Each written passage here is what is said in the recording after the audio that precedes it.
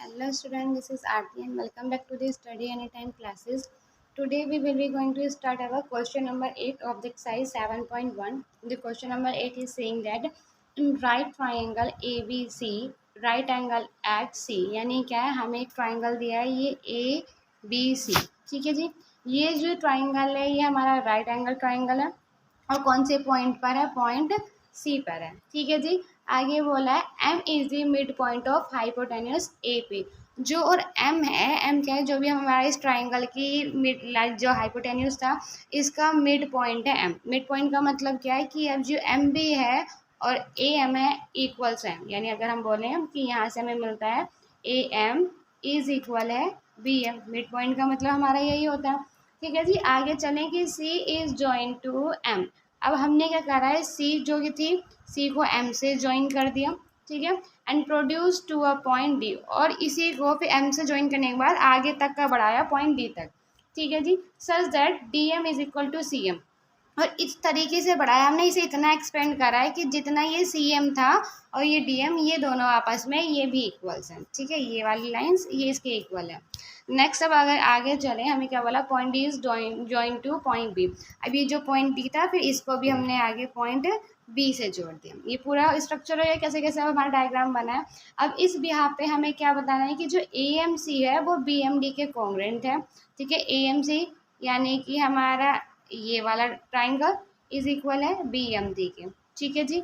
Next अभी करेंगे, पहले आगे के देख लेते हैं। डी बी सी, नेक्स्ट क्या है कि डी बी सी, ये वाला एंगल भी हमारा राइट एंगल ट्राइंगल है, ठीक है जी। नेक्स्ट थर्ड में हमें बोला है कि जो डी बी सी है, डी बी सी की बात करें कि यानी ये वाला ट्राइंगल इस वाले के कॉन्ग्रुएंट प्रूफ करना है। एंड थर्ड लास्ट में हमें क्या प्रूफ करना है कि जो सी एम है, यानी अगर हम बात करें जो सी एम है ये इस पूरे ए बी का हाफ है। तो कैसे कैसे होगा ये करते हैं, ईजी है, कोई ज़्यादा टफ नहीं है, बस ये थोड़ी सी प्रैक्टिस की नीड है। चलो करते हैं इसे सॉल्व। तो देखिए जो जो हमें गिवन था वो हमने लिख लिया, और जो जो प्रूफ करना है हमने पार्ट वाइज लिखते जाएंगे, फिर थोड़ी सी एक्चुअली जगह कम है, आप सबको पता है, छोटा सा ही है, ठीक है। अब स्टार्ट करते हैं। पहले फर्स्ट पार्ट में सबसे देख लेते हैं कि क्या क्या था। हमने वैसे तो क्वेश्चन में देख लिया, बट एक बार रिपीट कर लेते हैं कि जो हमें दे रखा है कि एंगल सी क्या राइट एंगल है, राइट एंगल का मतलब 90 डिग्री का एंगल है, ठीक है जी। नेक्स्ट क्या बोला है, एम जो है वो मिड पॉइंट है ए बी का, ए बी का मिड पॉइंट है, तो इसका मतलब क्या है, ये हमारा इसके इक्वल है। लिखेंगे किस तरीके से, तो यानी जो बी एम है वो इज इक्वल टू है एम ए की, ठीक है। दूसरी बात हमें साफ साफ बोल दें कि डी एम सी एम के इक्वल है, यानी जो डी एम है अगर हम इस लाइन की बात करें ये इज इक्वल है सी एम की, ठीक है जी। नेक्स्ट आगे हमें प्रूफ क्या करना है, पहला पार्ट करना है कि ए एम सी को बी एम डी के प्रूफ करना है, यानी ए एम सी ये वाला जो ट्राइंगल है, ठीक है जी, ये वाला इस ट्राइंगल को हमें इस ट्राइंगल के इक्वल प्रूफ करना है, ठीक है जी, इस वाले के। अब प्रूफ कैसे करेंगे, चलते हैं हमारे क्वेश्चन पे। अब सबसे पहले बात करें हम हमारे इन triangle A M C and triangle B M D की, ठीक है जी। अब इसमें देखिए आपको क्या क्या दिया, दो चीज़ तो आपको ऑलरेडी गिवन है, पहले उन्हें लिख लेते हैं। क्या क्या गिवन है कि जो डी एम है वो इज इक्वल टू है सी एम के।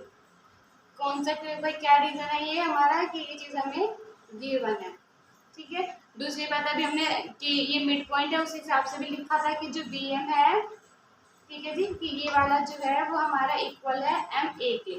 किस बेस पे है कि M is the midpoint of A B, M is midpoint of A B,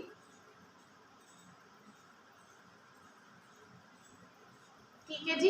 अब थर्ड चीज अगर हम देखें तो आप देखो यहाँ पे क्या एक चीज ये मिल गई और एक ये मिल गई, लेकिन अगर हम देखें तो ये लाइंस क्या कर रही हैं, आपस में इंटरसेक्ट कर रही हैं, और जब इंटरसेक्ट करेंगे तो इसके यहाँ पे हम क्या बोल सकते हैं कि वर्टिकल अपोजिट एंगल आपस में बराबर होते हैं। तो यहाँ से अगर हम बात करें जो हमें मिलेगा angle D M B, D M B ये किसके इक्वल होगा, ए एम सी के, एंगल ए एम सी के। क्यों होगा भाई, वर्टिकल अपोजिट एंगल,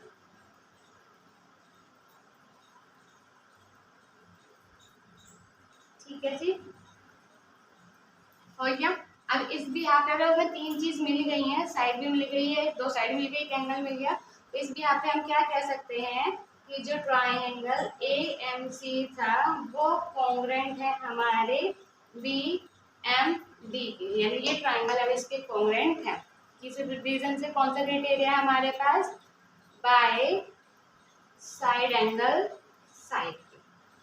ठीक है जी, फर्स्ट पार्ट कंप्लीट। चलते इसके सेकंड पार्ट पे।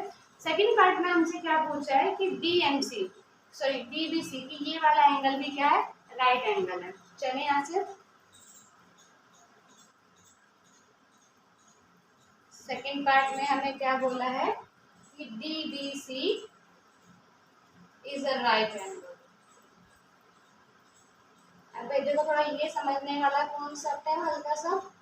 अब यहाँ पे क्या देखो, इस एंगल को अगर हम इसको भी राइट एंगल प्रूव करें तो सबसे पहली बात तो भाई यहाँ से देखो हमने अभी क्या बोला, इन दोनों को हमने अभी कॉन्ग्रुएंट प्रूव कर दिया। ठीक है, अभी डायरेक्ट हम नहीं बोल सकते कि यहाँ इसके इक्वल है, लेकिन अगर हम यहाँ से चले अपने क्वेश्चन पे तो आप देखो जब ये दोनों एंगल हमारे अगर कॉन्ग्रुएंट है तो इस बिहार पे हम क्या बोल सकते हैं कि जो हमारा एंगल डी का ये वाला एंगल होगा ये इस एंगल के इक्वल होगा जी।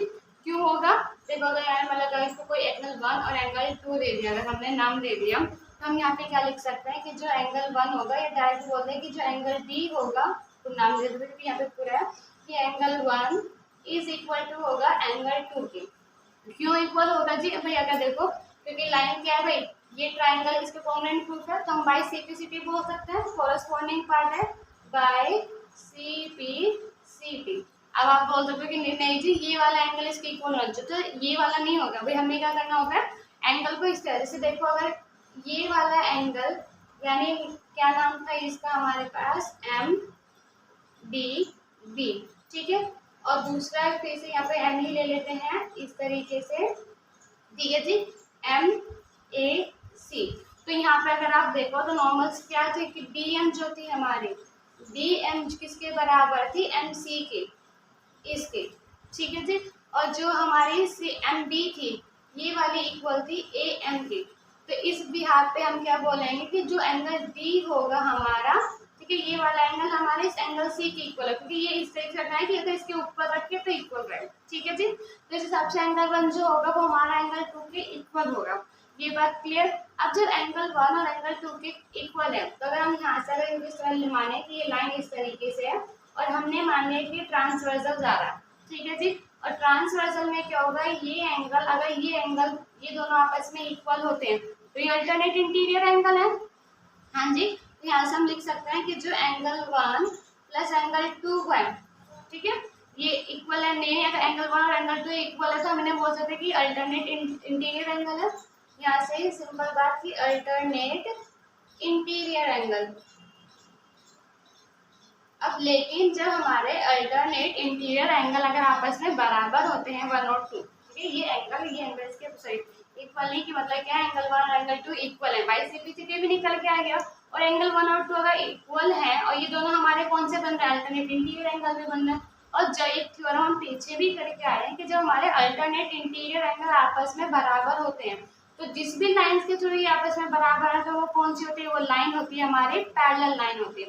जब भी हमारे 1 और 2 अल्टरनेट इंटीरियर एंगल है तो इस बिहाफ पे हम क्या बोल सकते हैं कि जी जो डी बी है वो पैरेलल है हमारे ए सी की। क्यों है पैरेलल, क्योंकि भाई हमारा जो angle 1 and angle 2 alternate interior angle जो आए हैं वो इक्वल आए हैं। या सिंपल यहाँ जैसे फर्स्ट मान लो, बाय फर्स्ट बोल दो सीधा सीधा, बाय फर्स्ट। अब जी जब हमने ये प्रूफ कर दिया कि हाँ भाई ये लाइन इस लाइन के पैरेलल है तो हम यहाँ पे नेक्स्ट हम चीज का लेके आएंगे कि व्हेन, अब ट्रांसवर्जन पहले ये लेके चलते हैं, ट्रांसवर्जन बीसी को लेके चलेंगे कि व्हेन डी बी पैरेलल है ए सी के एंड बी सी, यानी नीचे वाला, अब देखो हमने ट्रांसवर्जन इसको हटा के इसको भी, क्योंकि दो ट्रांसवर्जन आ रहे हैं, अब हमने उसको लेना इसको ले लिया, तो and when B C is transversal. अब जब बेसी हमारा ट्रांसवर्सल आ जाएगा तो यहाँ पे क्या होगा भाई, ये एंगल और ये angle is equal to 180 degree होगा। क्यों होगा भाई, सेम साइड इंटीरियर एंगल है, तो हम यहाँ से क्या लिख सकते हैं भाई फिर कि जो एंगल बी होगा और प्लस एंगल सी होगा वो इज इक्वल टू 180 डिग्री होगा। इसका रीजन है सेम साइड इंटीरियर एंगल, क्योंकि सेम साइड इंटीरियर एंगल का सम कितना होता है 180। पीछे करके आ चुके हैं लास्ट चैप्टर में हम अच्छे से, अगर आप लोगों ने नहीं देखा तो प्लेलिस्ट में मिल जाएगा, डिस्क्रिप्शन में भी लिंक दे देंगे। ठीक है जी। अब यहाँ से क्या है, जब बी और सी अगर हमारा 180 डिग्री के इक्वल है और सी अभी हमें पता है, पीछे भी पिछले क्वेश्चन में कर चुके हैं, ये हमें क्वेश्चन डायरेक्ट गिवन था कि राइट एंगल है, तो इस बिहाफ पे हम क्या बोल सकते हैं कि एंगल बी प्लस और सी हमें 90 डिग्री है। क्वेश्चन में डायरेक्ट बोल रखा है कि वो राइट एंगल है। तो यहाँ से अगर हम बी की वैल्यू निकालें तो वो क्या हो गया 180, और ये 90 अगर इस साइड शिफ्ट होगा तो ये माइनस हो जाएगा। तो यहाँ से निकल गया कि एंगल बी क्या है 90 डिग्री। और जब अगर हमारा एंगल बी 90 डिग्री आएगा तो एंगल बी किसकी वैल्यू थी, एंगल बी थी हमारे यानी एंगल डी बी सी की, और डी बी सी क्या हो गया इज ये भी 90 डिग्री आ गया। जब ये 90 डिग्री तो मतलब क्या ये हमारा राइट एंगल है। तो ये कुछ सेकंड पार्ट कंप्लीट इसका। आई होप आपको थोड़ा सा डिफिकल्ट लगा होगा, पर लेकिन अगर इसे थोड़ा सा ध्यान से समझोगे, एक बार दोबारा प्रैक्टिस करोगे तो अच्छे समझ में आ जाएगा। नेक्स्ट चलते हैं इसके थर्ड पार्ट पे।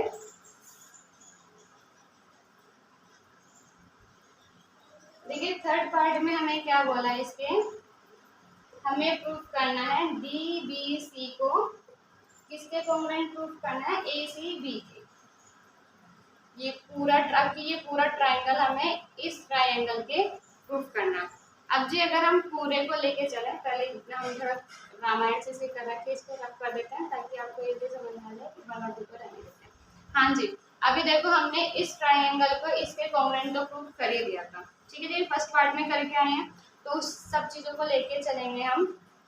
पहले अगर हम अपने इसी को लेके चले तो यहाँ से क्या था हमारा, in triangle DBC and triangle ACB। ठीक है जी।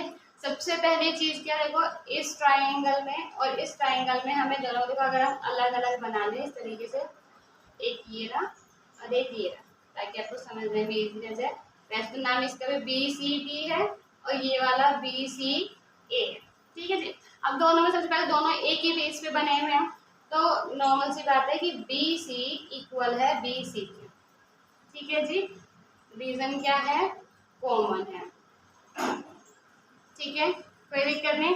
अब एक सेकंड चीज अगर हम देखें, दोनों का भी हमने सेकंड पार्ट में हमने दोनों के ये एंगल और ये एंगल इक्वल प्रूफ करते हैं, तो हम यहाँ से क्या बोल सकते हैं कि एंगल बी जो है वो इक्वल है एंगल सी के।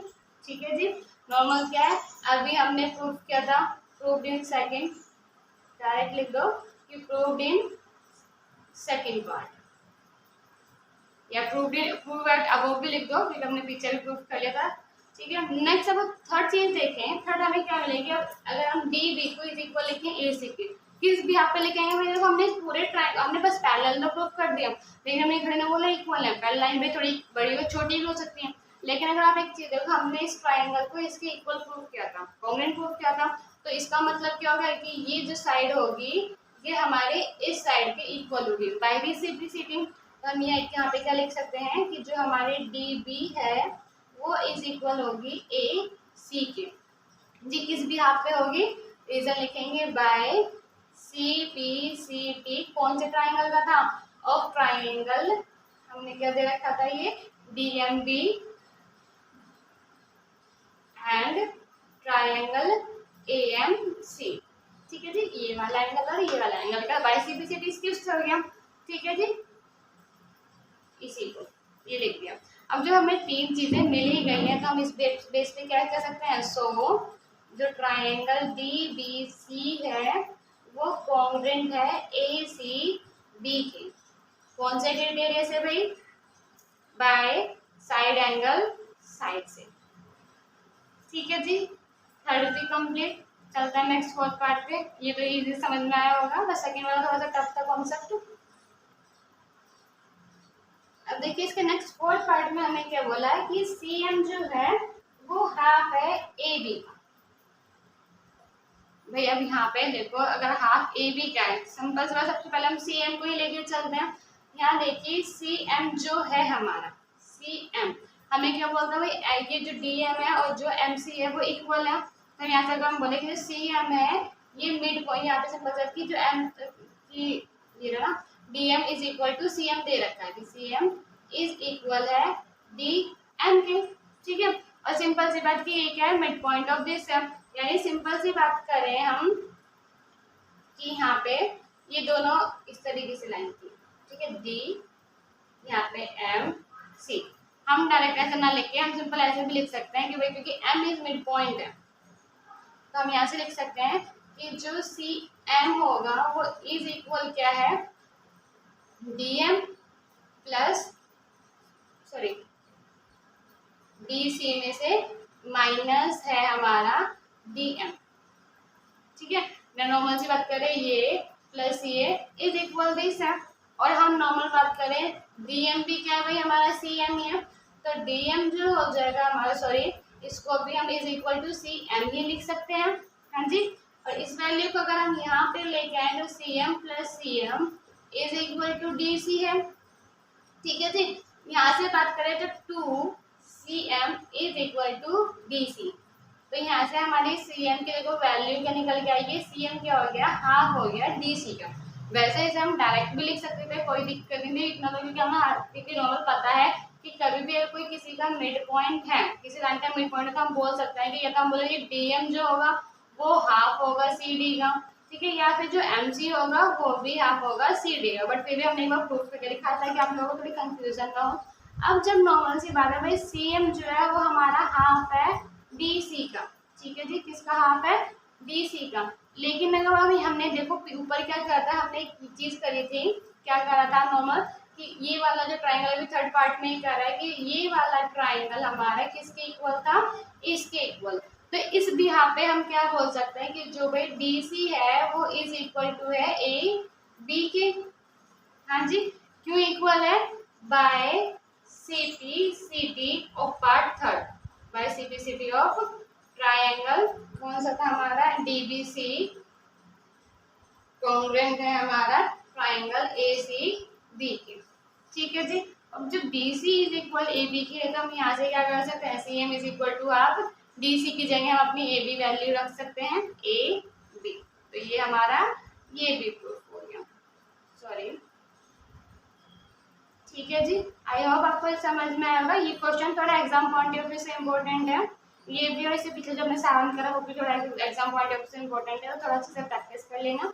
बाकी ये एक्सरसाइज का लास्ट क्वेश्चन ना, नेक्स्ट एक्सरसाइज स्टार्ट करेंगे हमारे नेक्स्ट वीडियो में, तब तक के लिए बाय बाय। जाने से पहले वीडियो को लाइक करना ना भूलें एंड शेयर जरूर कर दें अपने दोस्तों के साथ, एंड ऑल्सो सब्सक्राइब चैनल ताकि आपको आगे के सारे वीडियो ऐसे ही मिलती रहे। Bye bye.